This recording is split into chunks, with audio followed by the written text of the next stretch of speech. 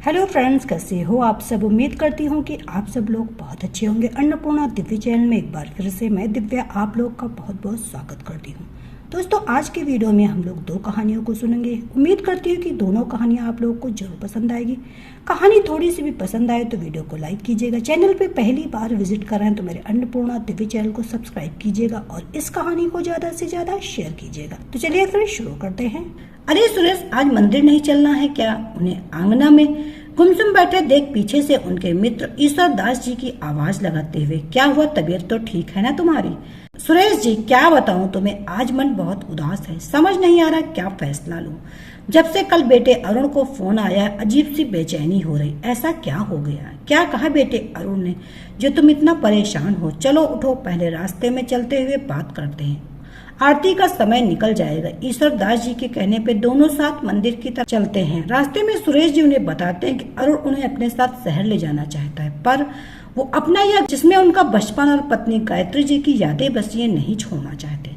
सुरेश जी कहते हैं, तुम तो सब जानते हो आजकल जमाना कितना खराब है। मुझे अपने साथ ले जाने पर पता नहीं उसका प्यार है या कोई लालच। एक मैं यह नहीं कहता कि तेरी सोच गलत है, पर अरुण यूं शंका करना भी ठीक नहीं। मैं जानता हूँ कि अपनी इस दुनिया से उनकी दुनिया में जाना आसान नहीं, पर इस उम्र में अकेले रहने से अच्छा अपने परिवार के साथ रहना।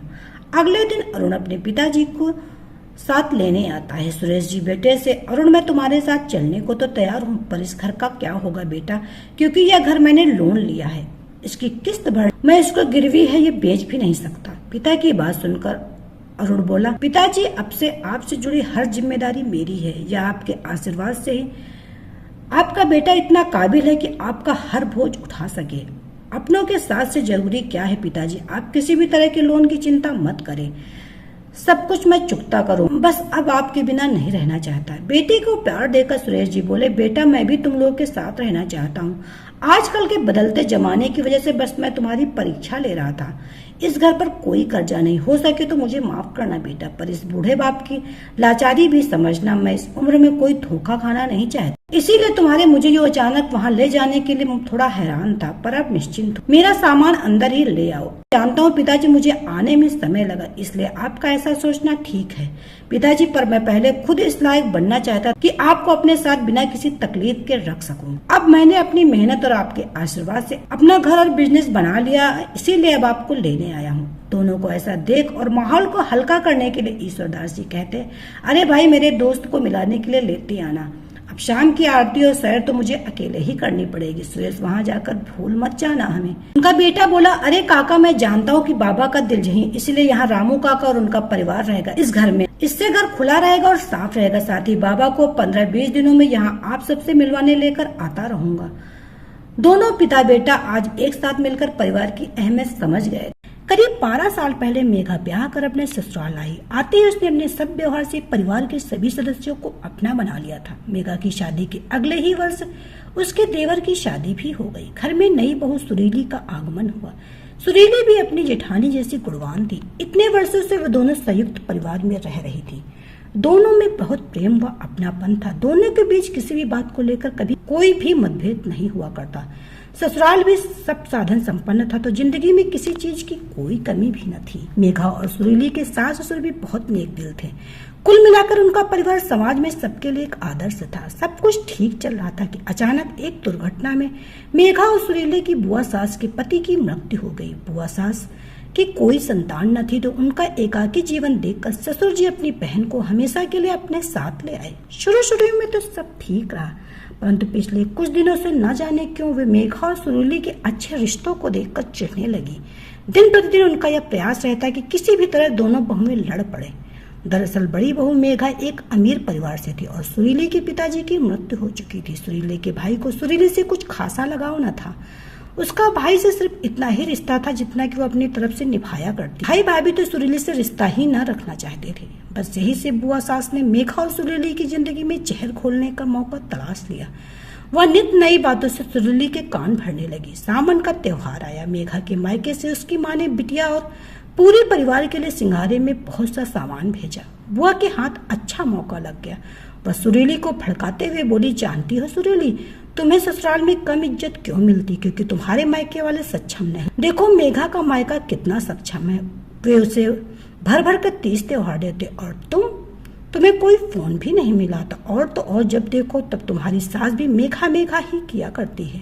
सुरीली के मन में जहर का बीज बोकर बुआ जी सुरीली के उत्तर की प्रतीक्षा करने लगी, परंतु सुरीली बहुत समझदार थी। वो अपनी बुआ सास की बातों में कतई न आने वाली थी। मुस्कुराते हुए उसने बुआ जी को उत्तर दिया, नहीं बुआ जी, आप माँ को गलत समझ रही। मेघा भाभी बड़ी है ना, इसलिए माँ से कई बार सलाह मशवरा कर लिया करती है, उन्हें ज्यादा मान सम्मान मिलता और मुझे कम। इन सब बातों में पढ़कर मैं अपनी मानसिक शांति भंग नहीं कर सकती। और रही बात माँ की, तो मैं उनके स्वभाव से भली भांति परिचित हूँ। यह कहकर वो वहाँ से चली गई। उस घटना के बाद दोनों जेठानी जेठानी का प्रेम पूर्वक बना रहा। सुरीली मेघा भाभी का उतना ही आदर किया करती जितना वह पहले किया करती थी। दिन बीतते गए और दिवाली का त्योहार भी आ गया। इस बार सुरीली के भाई भाभी ने सुरीली को बहुत सी गिफ्ट, मिठाइयाँ और कपड़े भेजे। सुरीली यह सब देखकर आश्चर्यचकित हो गई। यह कैसे हो सकता है, जो भाई भाभी उसे कभी फोन भी न मिलाते आज इतने गिफ्ट कैसे भेज सकते हैं। अपने मन की शंका दूर करने के लिए अपनी सास के पास गई और पूछी, माँ भैया से मेरी बात हुई, उन्होंने तो गिफ्ट के बारे में कुछ नहीं बताया, भला उनकी तरफ से गिफ्ट मिठाइयाँ कौन भेजेगा।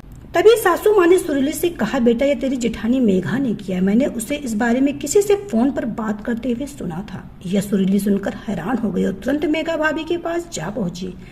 दीदी, माँ ने मुझे सब कुछ बता दिया है, परंतु यह सब इतना कुछ आपने मेरे लिए क्यों किया। इस पर मेघा ने बड़े प्यार से सुरीली से कहा, जब बुआ जी तुम्हें भड़का रही थी तब मैंने तुम दोनों की सब बातें सुन ली थी। तुमने उनकी बातों में आकर अपनी समझदारी का परिचय दिया। अब मेरी बारी है सब ठीक करने की। मैंने तुम्हारे भैया भाभी की तरफ से गिफ्ट्स इसलिए भेजे ताकि बुआ जी अगली बार आकर तुम्हारा दिल ना दुखा सके।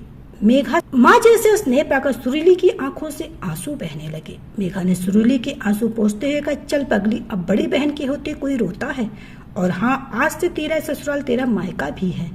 सासू माँ दोनों का बहनों जैसा प्रेम देखकर प्रसन्न हुई और सुरीली के व्यवहार से गदगद हो गई। बुआ जी की बातें सुनने के बाद भी उसका मेघा के प्रति व्यवहार पूर्ववत ही रहा। और दूसरी और बड़ी बहू मेघा का अपनी देवरानी के प्रति प्रेम और स्नेह का भाव देखकर वे मन ही मन मेघा को आशीष दे रही थी। मेघा और सुरीली का मजबूत बंधन देखकर अब तो बुआ जी ने भी दोनों के बीच न आने की कसम खा ली थी। तो दोस्तों, ये छोटी सी कहानी आपको कैसी लगी? उम्मीद है कि जरूर पसंद आई होगी। कहानी थोड़ी सी भी पसंद आए तो वीडियो को लाइक कीजिएगा, चैनल को सब्सक्राइब कीजिएगा और इस कहानी को ज्यादा से ज्यादा शेयर कीजिएगा। तो चलिए फिर मिलते हैं नई कहानी के साथ नई वीडियो में। तब तक के लिए bye. Subscribe now and press the bell icon. Never miss an update.